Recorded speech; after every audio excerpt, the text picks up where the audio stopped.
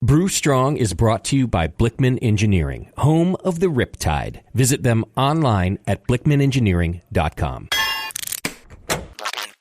Brew Strong is brought to you by Blichmann Engineering, home of the top-tier brewing stand. Visit them online at blichmannengineering.com.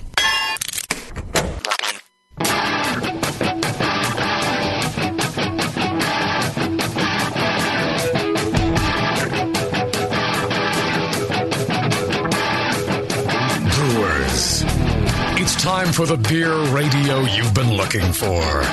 This is the show that dispels myths, tackles the toughest topics, and makes no apologies for geeking out on beer. Hosted by two guys that drink before they think, Jamil Zainasheff and John Palmer. This is Brew Strong.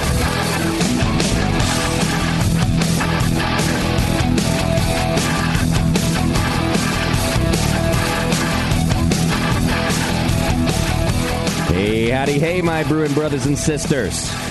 Greetings, cretins. There we go. At least we got the authentic John Palmer here. It is always good to be here. I'm Justin Crosley. I'm filling in for Jamil Zainasheff today. Lucky enough to do a great show today with my friend John Palmer and my other friend, John Blichmann. Welcome to the show. Glad to be here, brewing brothers and sisters. Yeah, it's always good to have Blichmann back on the program. Indeed. And we want to give a quick thanks to John for being the sponsor of this show for I can't even count how many years now. But I'm looking forward to celebrating the Brewing Network's 14th anniversary with you in Providence, Blichmann. I hope you're going to be there. I'll be there in full force. Excellent. That's great. I always love seeing what you set up at HomebrewCon. I mean, I remember back in the day, HomebrewCon was just like a couple of easy ups and some, little pieces of equipment laying around. Yeah, a table. Right, yeah. Right. And now, I mean, everybody does a great job, but John Blichmann in particular sets up like it's a super duper extra special everything show. Well, that's because it is. Good point. Yeah. Yeah, we've got some brand new stuff to talk about. So that's great. And you always have new products. You guys are always developing something. Which, by the way, sometimes I think about that, John, and, even coming up with new topics to discuss on the show can be difficult after this many years, and you're still innovating new products all the time. I don't know how you guys do it. Well, we've just got a lot of people that brew, and we listen to our customers and their suggestions on things they'd like. Got it. So... Well, I can't wait to see what you're doing next. And Palmer, you and I, we get John Blichmann's emails, which, by the way, folks, if you don't do that already, you should go sign up for the Blichmann mailing list. And I had noticed he did an entire email comparison on burners that kind of piqued our interest, right? That's right. Yeah. So we thought, well, why not get John on and to talk with us about that? And my other thought was, gosh, burners just must have come a long way in the years since we've been doing this show, too, and it was time for a revisit. Yeah, that's very true. I had been doing a bunch of electric burner on this, stove burner kind of investigations at the beginning of the year. I'm working on a new book, basically called How to Brew Your First Beer, because I realized that the current edition of How to Brew is a rather large, heavy tome to pick up for the beginning brewer. Even though, it's intended to be light reading at the beginning, people are just kind of look at that and say, wow, I got to read all this to learn how to brew, but you don't. So anyway, I'm writing this new book, shorter, more to the point. And I started looking at, how much water can you really boil on a kitchen stove? And of course, one person I reached out to was John, and we started trading emails and numbers and so on. So yeah, there's quite a bit of interesting stuff to talk about when it comes to trying to heat water with both electricity and gas. Okay. Well, and that's an excellent point. You're trying to look out for everybody, people in an apartment maybe who just have electric burners. And I guess I never really thought about that either. I would just get it as hot as I could. Yeah. and be patient. And don't watch it, because then it never boils. Of course, yeah. I don't care what engineering you do, John. That's true. You can never watch it. Well, so first I want to say, too, I like the idea of this book, Palmer. I started the Brewing Network because I got like a little sheet of paper from whatever homebrew shop someone had brought the kit from, and it just still didn't cover everything. Yet the books out there, yours and Papazian's, were definitely too daunting for me. I just wanted to brew that first beer and get on with it. So, Good idea. Thank you. Well, it's hopefully it'll achieve what I wanted to achieve. Sure. You know me, as soon as I start talking about something, I tend to dive into details, and so I've got to maintain that big picture focus. That's right. You got to rein your brain in. Yeah. Okay, well, I know we usually kind of take a quick break here, but we've got a lot to cover today, so I thought we could just kind of dive right into it. What do you think, John? That sounds good to me. Okay, so let's start with, let's start with an electric burner, shall we? Sure. Yeah. Your electric stoves, your gas ranges at home. Well, let's start with the electric stoves. I mean, that's what most people have in their apartments and first houses. John, these are 240 volts typically, correct? Single phase? Most would be, yeah. Mm-hmm. Yeah. And you typically have, two sizes of burners on those stove. You have the small burner, which is typically in the neighborhood of 1350 watts. And then you have a larger burner, it's more in the neighborhood of like 2200 watts. Would you agree with that? Yeah, that's pretty typical. And they're going to range from manufacturer to manufacturer, and how much, how big of a unit and all that stuff too. Yeah. So, but that's a good average. Yeah. So I started doing some tests, with my stopwatch and a thermometer, and took a typical, 5-gallon pot. I also used a 3-gallon pot, trying to see how much difference the mass and the material of the pot made. Turns out that was a very minimal difference. The main mass is the water. So you can kind of set the material issue and the pot size or the kettle size issue kind of aside. It more depends on how much water you're trying to boil. And John, does that includes whether or not it's deeper rather than wider? I did not really get into geometry. Okay. I did look at different size kettles, 2-gallon, 3-gallon, 5-gallon, and the numbers did not vary that much. It was within a couple minutes of each other. Out of, and for example, the mean that I got for 2 gallons was about 50 minutes on the small burner, the 1350 watts, and about 30 minutes on the larger burner. I see.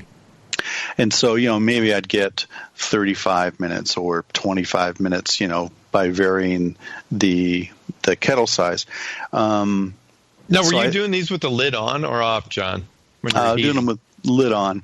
Okay. Well, let's see. Yeah, I think so. I think it was lid on. And, the most commercial kettles that you buy, even if it's a thin steel menudo pot, they're going to be about the same geometry. You're not going to get a lot of variation there, I think. Sure. Okay. There is a difference, a 20-minute difference in time there on the small burner and the big burner, though, which I guess shouldn't be surprising. Yeah. So, okay. Now, one thing to note, too, is, these stoves were really, they obviously size them for residential cooking use. And they're really, the most people ever boil, like if you're doing spaghetti or, that kind of thing, it's probably like a gallon of water. Right. Right. So, that's one of the things. They're just not sized for making that, that big of a batch of something. Yeah.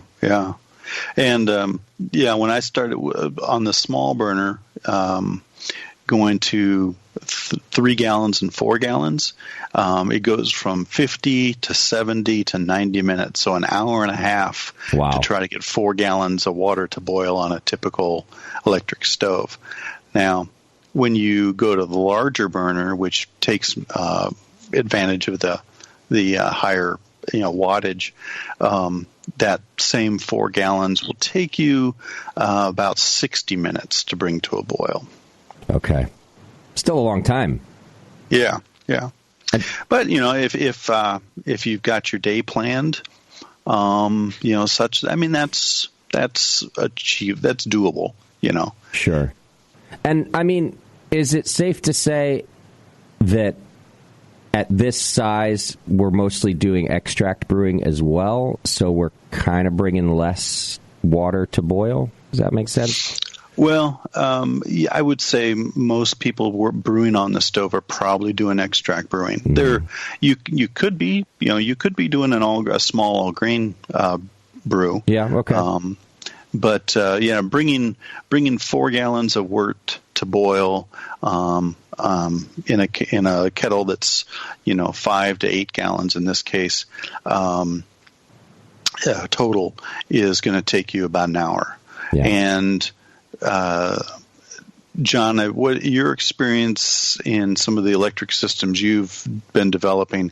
I think when you get up to that 4 gallon and an hour long heating time, it's kind of a gentle boil. It's not the fierce rolling boil that we see on. It's more of a simmer. Yeah.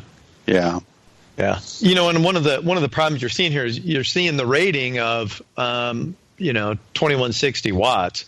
But that's not all of that energy in the electric is going into the actual water. You do lose, especially the coil, the electric coil type. The more inexpensive ones that you set the kettle, you're losing a lot of that energy just to the atmosphere. So not all of it's going into the kettle. So that's part of the issue too. The kind where you have the glass top, those are generally a little bit more efficient. But then you don't get complete transfer on those up to the kettle itself. So, when we can talk about this later, the immersion types, you're pretty much getting everything into the kettle. Okay. Now, what the glass top, are those the induction type coils, or is it induction another category altogether? The induction's another category altogether. I mean, these are the kind that have that glass top. I mean, it gets hotter than crap on the top of that thing. Yeah. And it just looks like there's your traditional coil underneath it. It just makes it a lot easier to clean. So, the electric coil heats the glass, and the glass then heats your kettle. Okay. Now, one issue I've heard talked about on forums is that when you're using a large kettle like this on one of these glass tops, you're trapping more of that heat, I guess, within the stove. And some people have said that there's been damage to their stovetops as a result because you had this large surface area covering the burner than normal. That's interesting. Yeah.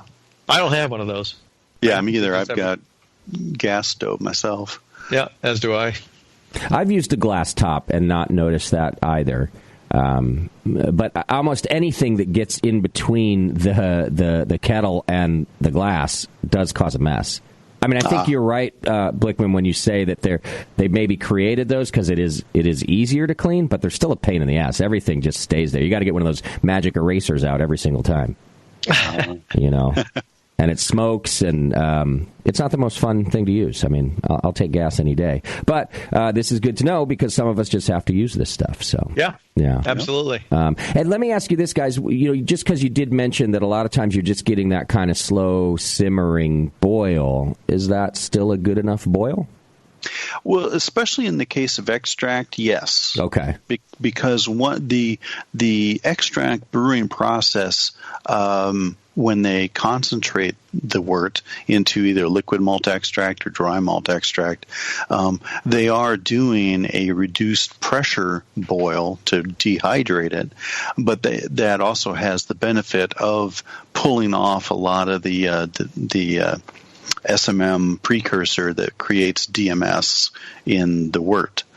And so, yeah. That's that cooked corn stuff you want out of your beer, unless you're making American lager. Yeah. But yeah, exactly. The DMS is the cooked corn, and in different styles, it can take on slightly different tones. Cooked cabbage become a little more sulfury like that, or smell like tomato leaves. When you bruise those in the garden. Yeah. You get these sulfury flavors that can come out in the beer. Okay. And but then so in extract brewing, a lot of that precursor has been boiled off during the concentration process, and so you can get away with a less vigorous boil when extract brewing than potentially when, say, you're doing a all grain brew with a light Pilsner malt, where you may have to boil longer, like 90 minutes, to ensure that you get all that precursor out and reduce those sulfury flavors. I see. Okay. Yeah, good question. Yeah. Okay. Well, if that kind of covers your standard electric stovetops, we could move to gas, I guess. But I just want to check, until we get into like immersion coils, is there any other kind of magic electric burner out there, Blichmann, besides our stovetop? Well, there are the induction. John touched on that, and that basically, it's kind of a neat thing. I actually first learned about the induction stuff. That's how they used to heat treat crankshaft journals in my days at CAT. And so basically you just you have this very high frequency alternating currents, like 4,000 hertz or something like that.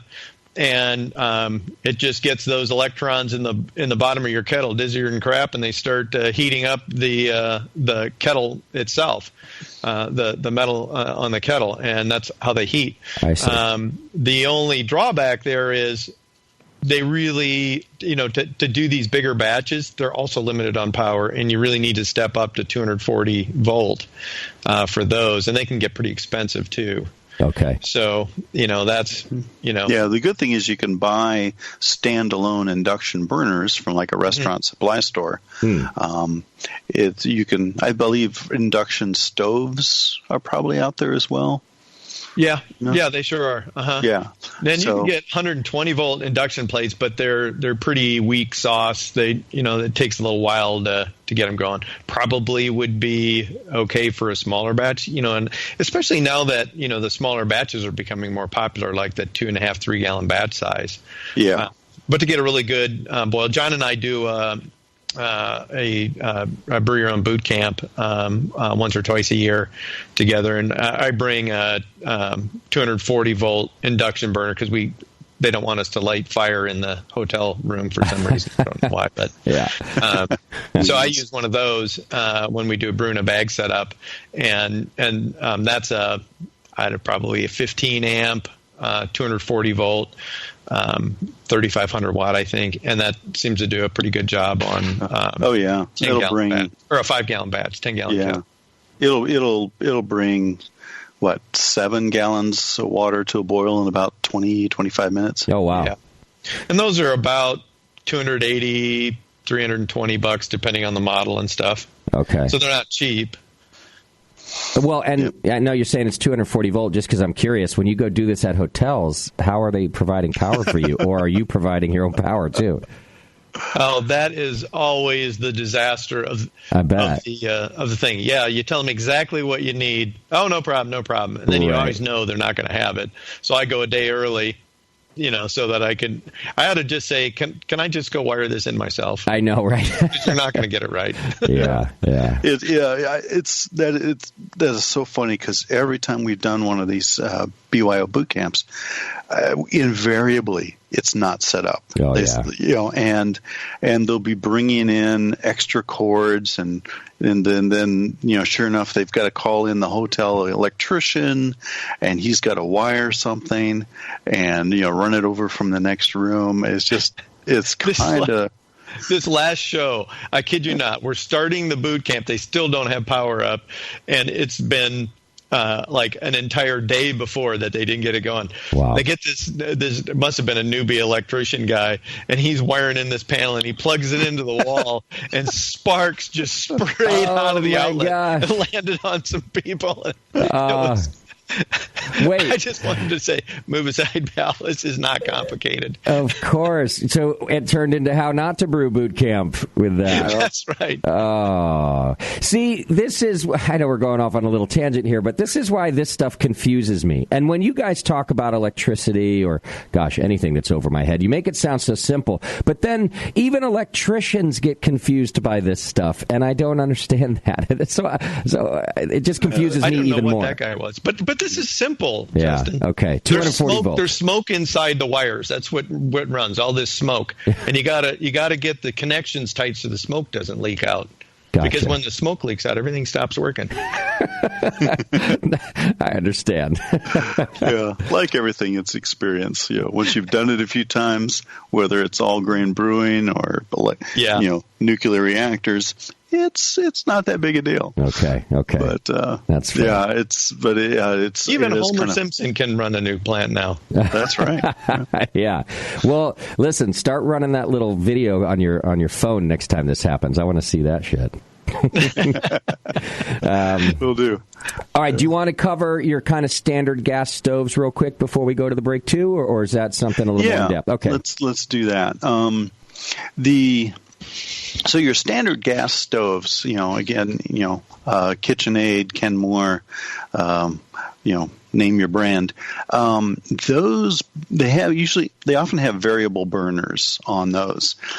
Sometimes they'll have the super boil burner, which may be a higher BTU, but typically you're looking at anywhere from 5, 10 to 15,000 BTU burners on those. That's right. I've got my biggest on my stove, and I've got one of the like Kenmore things or whatever is 15,000, and I consider that a big one for residential. Yeah. Okay. Now, John, why don't you talk before we go to break? Just define a BTU for everyone. BTU stands for British Thermal Unit, and that is the energy required to raise 1 pound of water at 1 degree Fahrenheit. So it's a real crazy unit, but so that basically is just a chunk of energy. Now, what you'll see burners rate at, so when it's like a 15,000 BTU, well, it really isn't. It doesn't just make 15,000 BTU and then stop working. So what they really mean is it's over a period of time, and that would be power. So 15,000 BTUs per hour is the typical unit, is per hour. Yes, that's right. Yeah, so every hour it will burn 15,000 British thermal units of energy. Now, one thing to keep in mind is that's just the energy of the fuel going in, and what it's burning. That doesn't necessarily mean that's getting to your kettle, and that's a distinct thing to remember is you can't just take those numbers and go. And do the math and go, oh, that's going to increase the water in my kettle so much. And that's really what the what we call is a transfer efficiency of how efficient is it to getting into the kettle, and that's going to vary quite a bit. But it's usually 25 to 40%.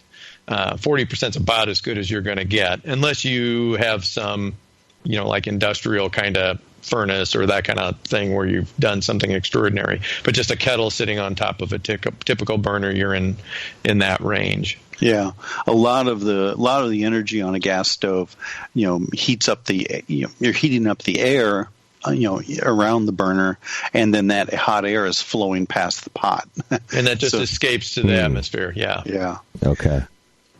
So, gas stove, typical gas stove, 3 gallons, 45 minutes, 4 gallons, about 60 minutes from my measurements.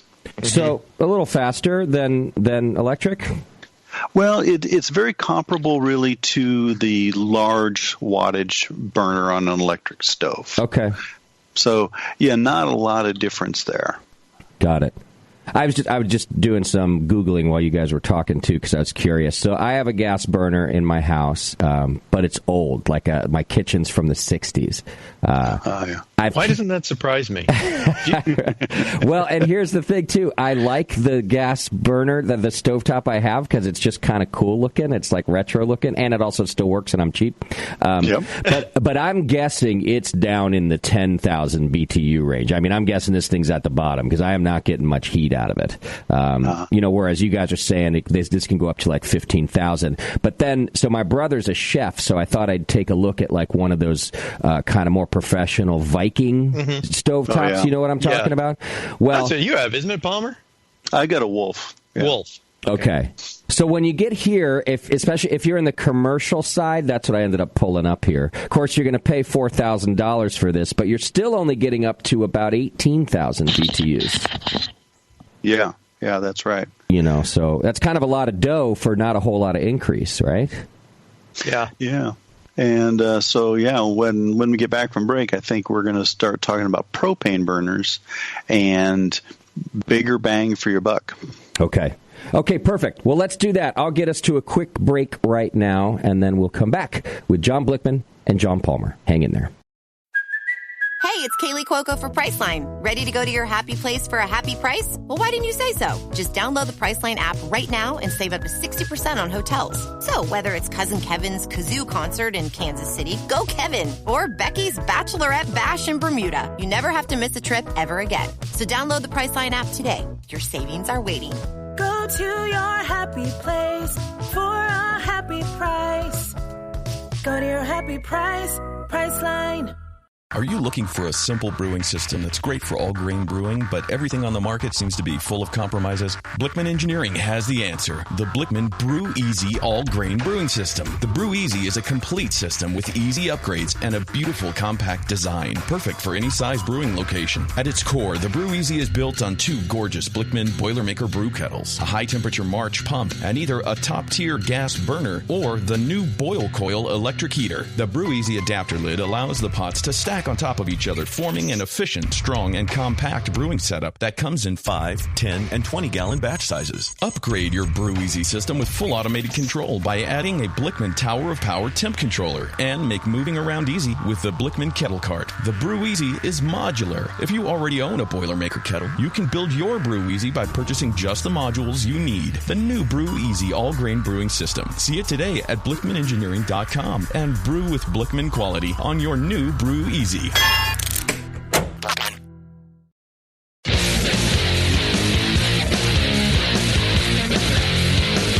Back to the two guys that know how to turn beer into beer. This is Brew Strong. That's right. John Palmer and John Blichmann do know how to turn beer into beer. All right. And grain into beer. That's right. Even better. And today we're talking about how to do that with burners. So before the break, of course, we covered some of your standard electric and gas stovetops. But now let's get into the more power version here, shall we, boys? Yes. All right. So propane burners, is that what we're talking about? Yep, propane. Now, one thing I thought to mention, when you're talking about home gas stoves, those run on natural gas, correct? John? That is correct. Yes. Hey, just real quick, John Palmer, I think your microphone moved away from your face or something. You're right. I've had... There we go. There you go. I tipped it up. Better. So yes. let's start that again. So natural gas in the kitchen. Yep, natural gas in the kitchen, which is predominantly methane or methane if you're from the UK. And whereas propane burners run propane, which is the next carbon atom series up from methane, and it provides roughly twice as much energy per mole as methane.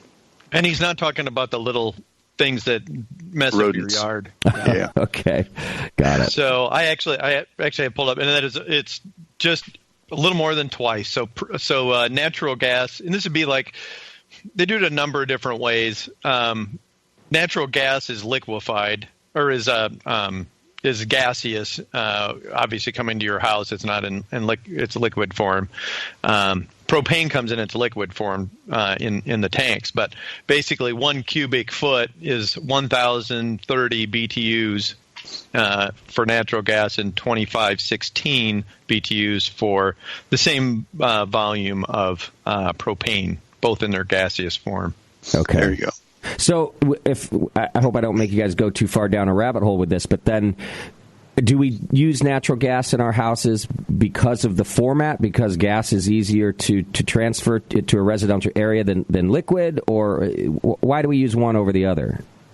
Because we have a lot more of it and it's less expensive. Okay, got it. Yeah. So though, when they tap the well, a small portion of that will be other fractions like butane and propane and others. I see. But the majority of it's natural gas, so that's why they send that down the road. Okay, yeah. All right, fair enough.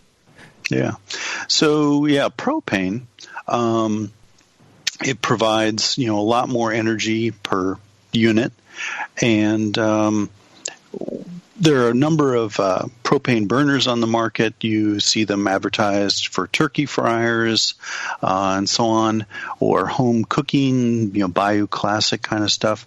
But, especially in the last 10 years or so, propane burners specifically for brewing have entered the market, and they tend to be much more efficient at heating up large quantities of water. Certainly faster. Yeah, certainly faster. Now, John, you've published some interesting comparisons of burners on the Blichmann Engineering site. Mm-hmm. So you've described essentially two kinds of burners. There's the cup and the nozzle burners. Why don't you describe those for us? Yeah, sure. The cup is the type that I remember when I first started homebrewing in the early 90s. And, it basically it does the bare minimum of getting the fuel and the air to mix. They're very inexpensive. I think they were originally used for heating or for liquefying tar that they would pour on for tarring roofs and things like that. That's, I think, part of the place where they came from, or maybe some kind of other industrial use. But they're very inexpensive. They do make a decent bit of heat. They're fairly loud and not terribly efficient. It kind of depends how hard you drive them. The harder you drive them, there's a limit as to how much heat you can get into your kettle. Yeah. And we call them a cup because they're small, like about the size of a coffee cup. Mm-hmm. And there's an internal or a small diffuser put in the middle of it, this cup, that kind of spreads the flame out to the edges. The gas right, kind of looks like a star or gear with a whole bunch of teeth. Yeah. And the propane will come out of those areas, and then you've got a little pipe on the side that comes in, and that little side pipe where it comes in is called a venturi, and a venturi is shaped like those big cooling towers that you'll see by power plants. So they have that hyperbolic look to them. Most of them are like that. Some are just a straight pipe, but the purpose for that is when you hook your fuel up, and it's coming through what they call an orifice, or a little teeny hole, that creates a velocity through there, so you have an increase in velocity, and that sucks air in with it. So that helps get it some air to burn, and then when it comes up to the outside of the burner, then it gets the rest of its air, and then you'll make a support a flame.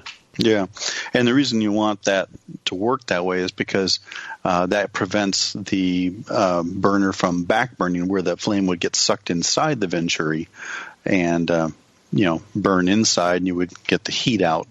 So you want the flame to be outside the burner, not inside. Absolutely. If you hear that weird growling sound, sometimes you can, like that, what John just did. That means it's burning inside of the venturi, and that's not operating, obviously, how it's designed to work. So the fuel should stay pretty rich in there to the point where it won't burn. And then most of them will have like a little dial on the back that you can let a little bit more, a little bit less air in to adjust the flame. So I know this is going to surprise you guys, but I have virtually caught myself on fire with this type of burner. And what I was thinking it the whole time you guys were talking about it. I was like, I'm pretty sure this was my first burner, and it's on one of our early shows. It's how I became famous for being an imbecile. But when you mentioned that adjustable part at the end of it, John Blichmann, that part was missing from mine. So I started using pieces of cardboard to to modify the airflow, because I don't know, it worked until it didn't. But then, of course, the cardboard eventually catches fire, and so did half my system because of that. So, you're the reason all those 3 pages of warnings exist. I know, you are exactly right. Whenever somebody says, "Well, someone must have done that once," yeah, that someone is me. Now, to be clear, this type of burner is not dangerous. Use as directed. So, that's right. Yeah. Okay. They work. They work, and they've made many batches of beer. But then there's another type, which is referred to as the nozzle type, which tends to be more distributed. And why don't you describe those a bit? Yeah. So the cup burner, it basically just comes out like a big jet flame kind of thing, and then spreads over the bottom of the kettle. The nozzle types were brought in, I'd say in the late, in that 2000 eras where you first started seeing the nozzle types being used in homebrewing. And it basically, what you'll really see there is just like a star pattern in a ring. And so the fuel comes up through that star or cross pattern, and then it goes to these rings. And on the surface, you'll see a lot of little cones with a hole in it, hundreds of the things. And then the fuel can come out in more areas, and instead of coming out like a big jet and a blast, just the other one, it gets her done. This is more of a controlled burn, more distributed. Yes, more evenly distributed, so you get better transfer efficiency into the water in the kettle, and you get they don't emit quite as much of those nitrogen oxides that burn your eyes, so they're more efficient that way too. They just burn better, and they're easier to control that burn, where you can really go from a pale blue to a bright blue, and and adjust the burners really well. And almost all of those have an actual venturi, and it will really help draw more of that air in on those. And I hear you mentioning efficiency of heat transfer. It sounds like it's also efficiency of fuel use as well, right? That's right. Okay. Yeah. Mm-hmm. So, and one thing to note too on the difference between propane and natural gas. The natural gas comes to your house. It's pumped in gaseous form, and but they drop it down to like half a psi, something like that. So it's like 6 to 12 inches, 6 to 10 inches is typical in a house, which is about roughly half a psi. So it's fairly low pressure. And the natural gas or the propane comes in a tank that's liquid, and then it evaporates. And, inside there, I don't know, it's like 70 psi or something. So it's pretty high pressure capability. But you'll have a regulator that'll drop it down to, some, like if you're going to run a stove or like a gas grill with it, they'll have a regulator that'll drop that pressure down to, a psi or 2. Yeah. The homebrew burners range, I've seen them range everywhere from 2 psi up to 25 psi. And what that really does is it just lets you flow more fuel out of there. So not only does that fuel have twice the energy per mole, it actually you can just flow a lot more of it because it's under higher pressure. It's like turning your garden hose pressure way up. That's one of the other reasons, not only, and that's probably the more predominant one, is you can just flow a lot more fuel through it. But what really limits how much fuel you can push through it is how much air you can get in with it as well. Otherwise you get these yellow flames that, just soot the bottom of your kettle with that black nasty stuff, and just won't burn right. So there's limits. Yeah, and it'll lift the flame off the nozzles, and it'll start sputtering. Yeah, and it gets very loud. That's one of the other nice things about the nozzle types is they're very quiet. I mean, you can hardly hear them, and so that's nice when you're out brewing, and you're not having to listen to that growling for 3 hours or 2 hours while you're heating stuff. Yeah. That is a difference. So the bottom line with propane, of course, is that you can heat large quantities of water, 7 gallons, in 15 to 25 minutes. Mm-hmm. They're much more powerful and fairly efficient especially in terms of your time. Right. And then there's other factors. Not, with those, it's difficult to use those indoors because of all the extra, not only the fumes and carbon monoxide and whatever, but it's just so much heat that passes by the kettle, just would overheat the room. And so they require a lot of ventilation if you're going to operate them indoors. So generally, you're going to be operating those outdoors, which presents its own issues with unless you're in California and places where it's just nice all the time. Yeah, warm. John, you remember? Did you ever brew when you lived in Michigan? No, I didn't. But I've talked with many people that describe standing in their garage on a winter day, with their hat and mittens and so on. Sorel boots. Yeah. And, trying to keep out of the wind. And it's like, wow, okay, don't have that problem. Mm-hmm. When it drops below, 50 degrees here in California, I may say, well, I'll brew some other week when it's warmer. Yeah, 50. That's when we go from shorts to pants. Yeah. No, that's ice fishing to me and John Palmer. 50 degrees. Yes. So those are one of the things to factor in when you're trying to select what energy source you want to use as well.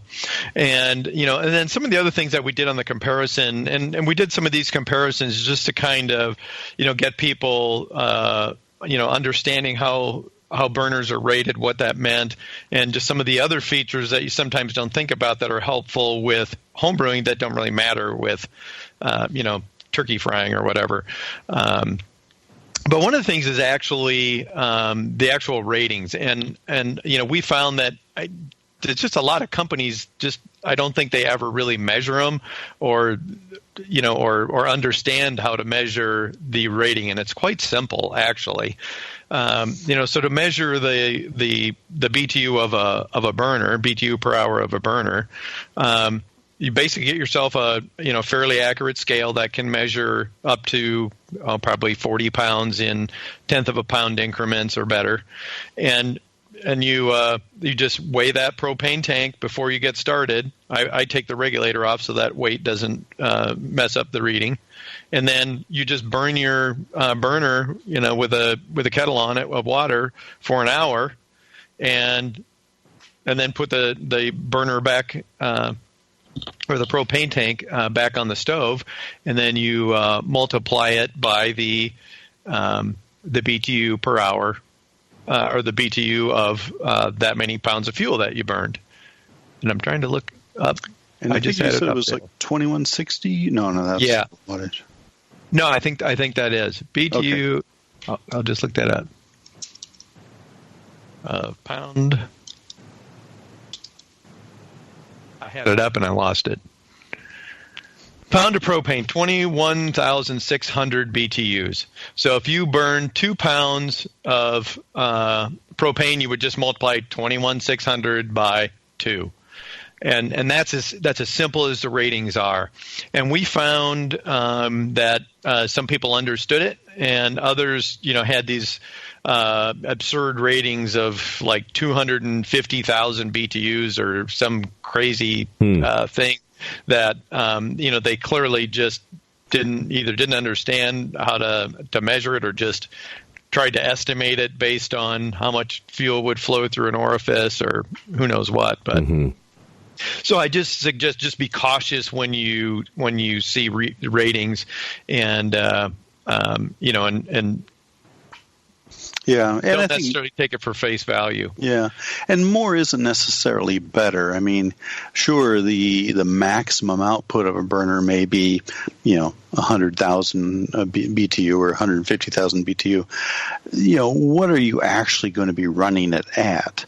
And what size kettle you're heating too. I mean, that's way more than you can ever drive into a 10-gallon kettle. So if you're on a 20-gallon kettle, that's just bigger on the bottom. You're going to be able to drive more of that heat into it. And some of the other problems, you get these huge output burners on a smaller kettle. They will absolutely torch your valve and your thermometer. In fact, I think even after we got done doing all those burner tests, the thermometer was just smoked. It was getting up to 800-900 degrees at the thermometer. Wow. Oh yeah. Yeah. So, and that's another thing is, there's some that have some built-in shielding. We put those on our burners, both the Blichmann burners and the Anvil burners, because you've got to protect that valve. One, you can burn the living crap out of your hands trying to turn that valve when it's hot. And then, the thermometers just don't like that kind of heat. Yeah. Yeah, so those are some nice features. And the other thing too is when you're getting up, when you're in that 2.5 gallon batch size, that's something that you can fairly safely lift and move. You still want to be careful, and if they're up on a stove, it makes it a little easier to siphon it down into a carboy or whatever you're using for a fermenter. So some of the burners out there have options for leg extensions, and those are really nice because it allows you to gravity drain into your fermenter and not have to lift the thing, because lifting even a 5-gallon batch, there's you're probably sneaking up on 100 pounds by the time you add the weight of the kettle in. Probably 60, 70 pounds, maybe maybe up to 80, but it gets pretty heavy lifting that thing up, and and that much hot liquid, you just want to make sure you're doing something safe. So those are some of the features to look at for some of those burners, and then others will actually run on natural gas. And some have little, different orifices you can put in if you do have, say, you've got natural gas run out to your gas grill. But expect the power to drop way back going from propane to natural gas. Okay. Yep. And guys, so I'm just, as you're talking, looking through some of the options, of course, looking over at the Blichmann site and the Anvil site. So the Hellfire burner, which, of course, you had to make, John Blichmann. Oh, yeah. And we only could make that because I thought of a cool name for it, Hellfire. That's exactly what I thought, that you sat around one day and that name popped into your head, and you went, all right, let's make the burner now. Oh, yeah.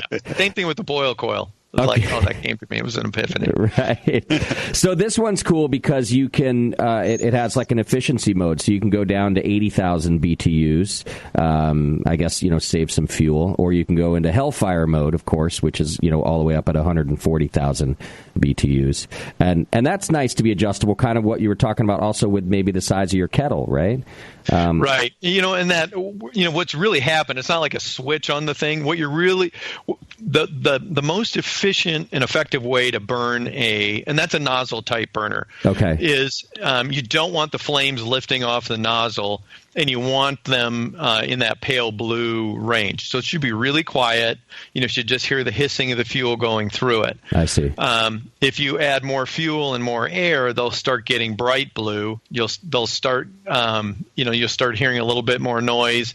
There'll be a little bit more, carbon monoxide coming off. But when you get to a point where you're adding more fuel and more air, they'll start lifting off of the nozzles, off of that nozzle, and they start getting loud. The burn becomes very efficient, but man, you can cram a ton of fuel through there and make an impressive amount of heat.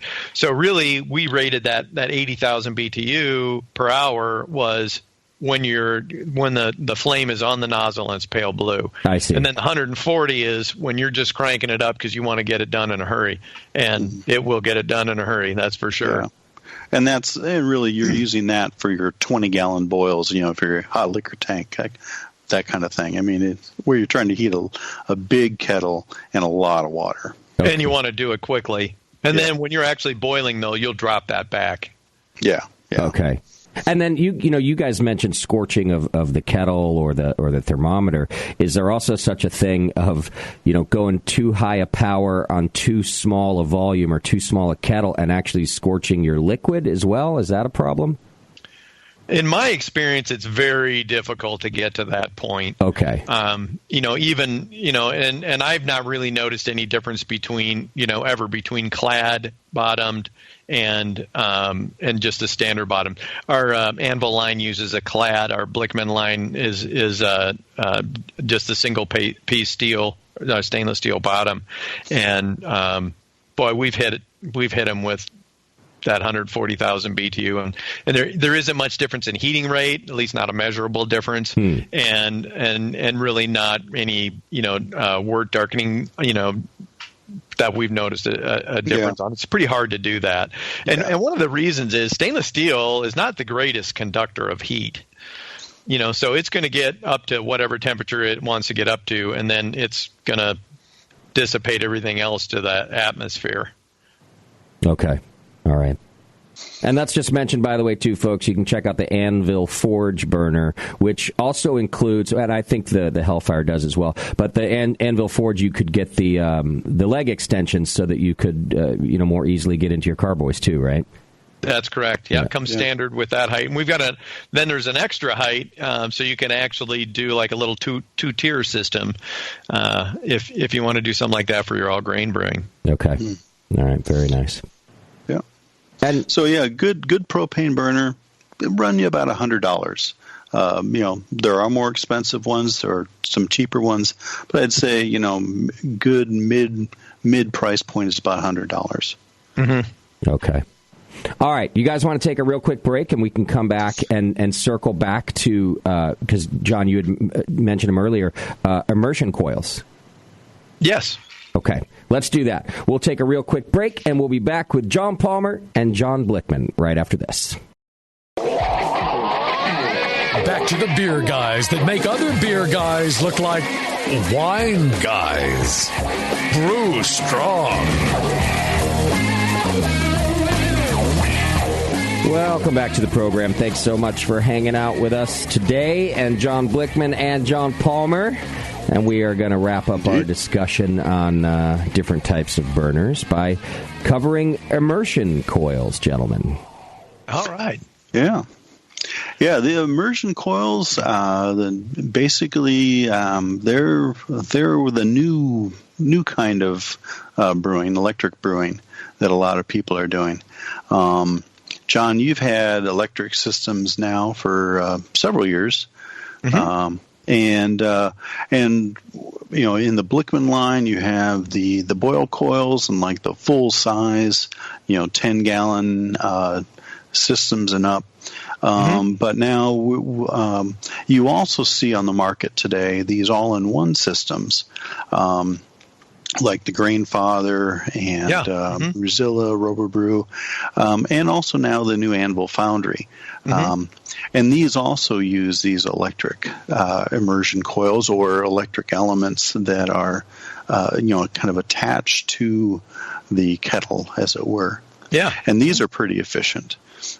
More so, I'd say, are they more? Do you think they're more efficient than electric burners on the stove? That's been my impression. They're more efficient than that, but a little less efficient than the actual immersion type. Okay. So the immersion type is basically like a stainless steel tube. I mean, they make them in copper and they make them in Inconel, which is a nickel alloy. John, you know all about that stuff. Oh yeah. A number of different alloys, but basically it's like a metal tube, and and then there's a nichrome wire that goes in the middle of it, and then to keep it from shorting, there's magnesium dioxide or MgO, magnesium oxide, not dioxide, that goes. So it's like this white powder that they put inside, and basically you just turn the electric on, and then it heats the surface of that, and so there's really nowhere for the heat to go other than into the water. So those are pretty much 100%. 100% of electricity you pump into that thing is going into the water. Right. You will lose some radiant heat off the side of the kettle. But you're going to have that with all of them. And then the type you're seeing in like the New Anvil Foundry, the Robo Brew, Grainfather, those, that's more of a contact type. So they have a same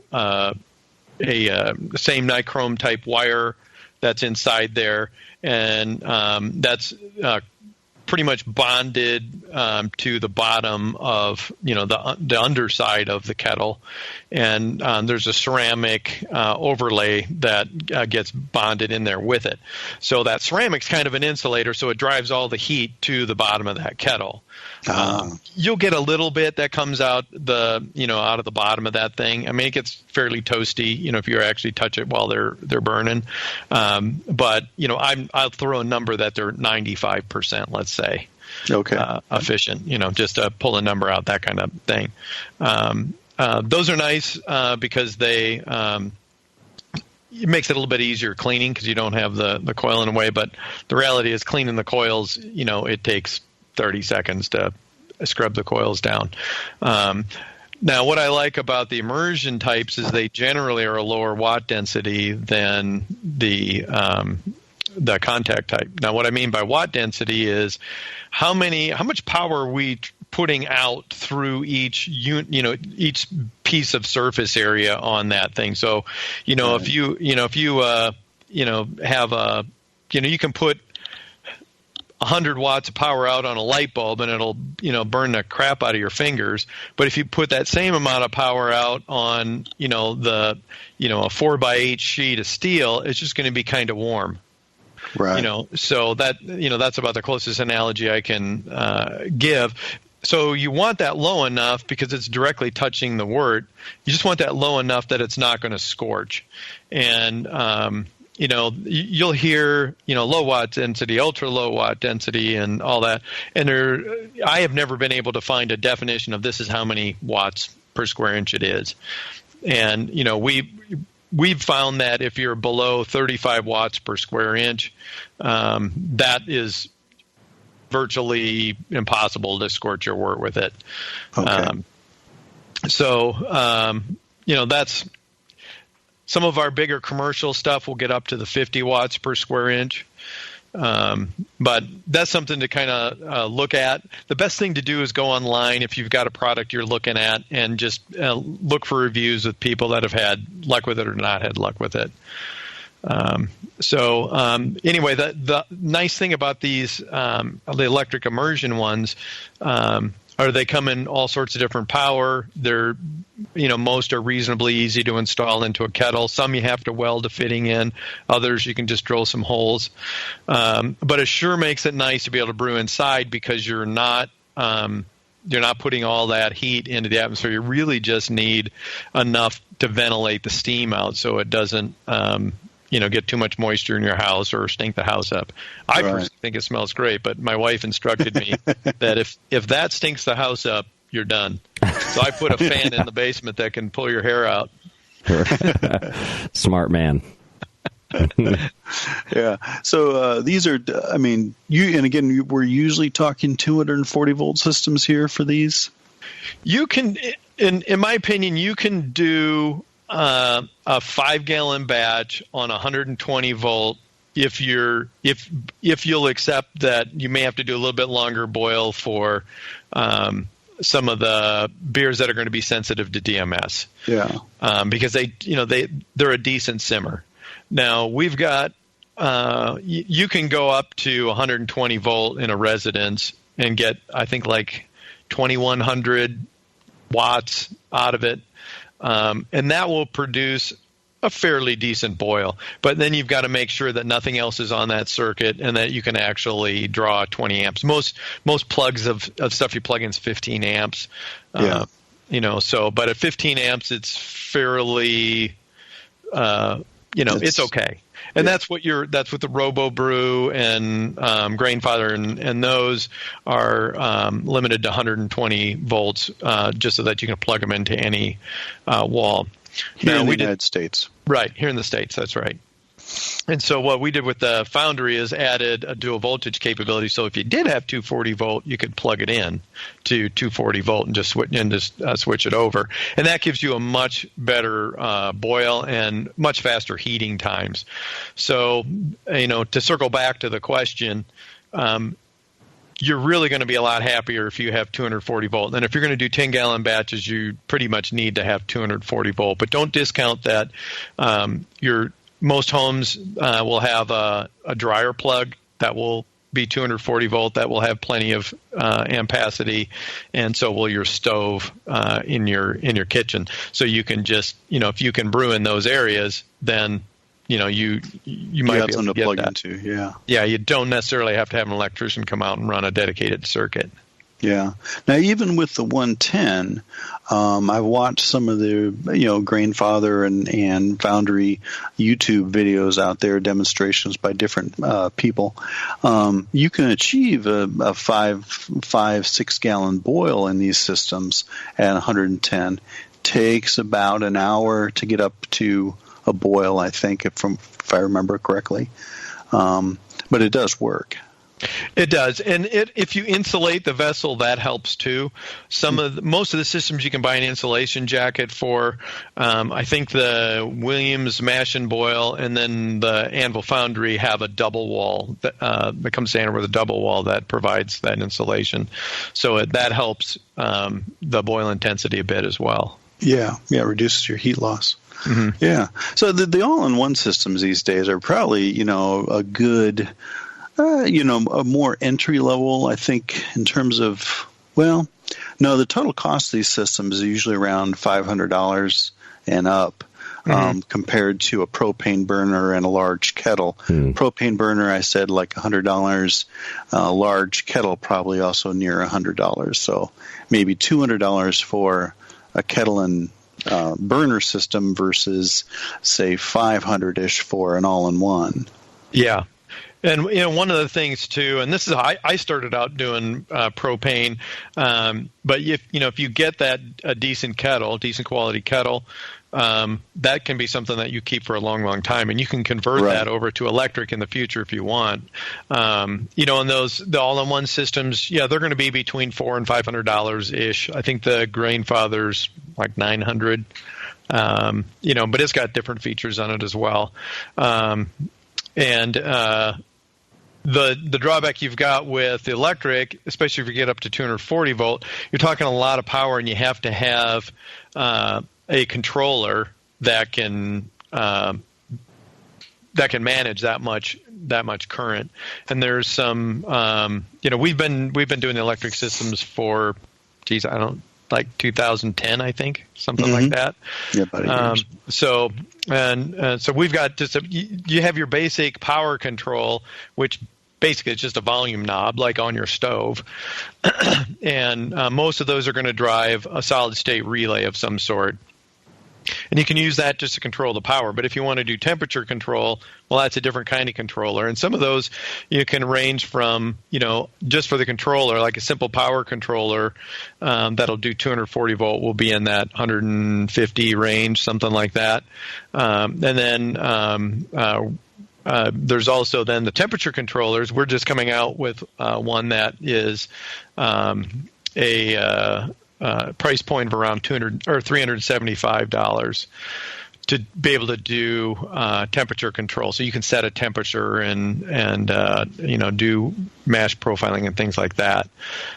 So you're So it is more expensive, but one thing to factor in is the utility company is considerate enough to pump the electricity to your house.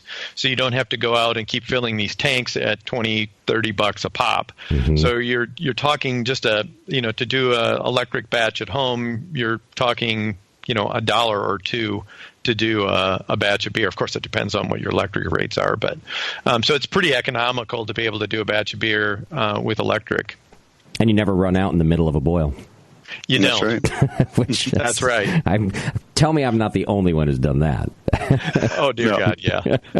Okay, good. Gosh, by the way, John, as you guys are talking, it's been too long since I went and geeked out on your website, John Blichmann. And boy, are those 10-gallon electric systems gorgeous over there. All the different ones. Yeah. They're just the horizontal systems. Yeah, exactly. I'm looking at like you got a 5-gallon Herms electric, a 10-gallon Rims electric. You got them in all the sizes, and yeah, the horizontal systems with all the bells and whistles. Those are just beautiful. Yeah, those were fun systems to put together, and we were pretty proud to be able to, all our the tables are U.S. made, kettles are U.S. made, all that stuff assembled in our place. It was fun to be able to put those together, and they're just awesome systems to use. Yeah, little Ferraris over there. And then, of course, on the Anvil website, go to anvilbrewing.com. You guys have the all-in-ones there. You got the foundry systems are all-in-ones, right? Yeah, we just came out with that just a couple weeks ago, I guess. Yeah. Oh, great! Because heck, John Palmer, those are under $500 even. You get an all-in-one 10.5 gallon. It's like $370 there. So they're coming down in prices too, aren't they? Yeah, that's why we introduced them. It's we are home brewers at heart. And, well, I guess, all the other companies are too. Mm-hmm. But, we think about, what do I look for in a system? And, that's what we put out. Yeah, and it was a way for us to put together, because, we found a lot of the quality varied all over the place. And, so we want to put out a real nice, high quality, durable, reliable product. And most importantly, just knowing that it's a company that's been around for a while, going to be around for a while, and we'll take care of you. And we were able to do that at a good price point. I like that. It's not a one-size-fits-all type of hobby, so very good. It is not. Yeah. All right, gentlemen. Well, I think that about covers it, right? Yeah. Okay. Well, hopefully y'all can go out now and make some more informed decisions when you're either building your brew system or upgrading your burner or whatever you want to do. And John Blichmann, thanks so much for helping us out with that. Absolutely. All right. Palmer, I think our next episode is going to be on some brewing enzymes, right? Yeah, we're going to talk about malts and enzymes and their effects on mashing. Kind of wrap that all up for people. Nice little package. Excellent. Tell your friends to subscribe to the Brew Strong podcast on iTunes or Google Play or wherever they like to get their podcasts. Go over to BlichmannEngineering.com. You can geek out on some of the things we were talking about today, like I did, or go to AnvilBrewing.com. You should check it all out because there's a lot of options there. All right, Palmer, I'll talk to you soon, right? Brew Strong. Cheers, everybody. Cheers.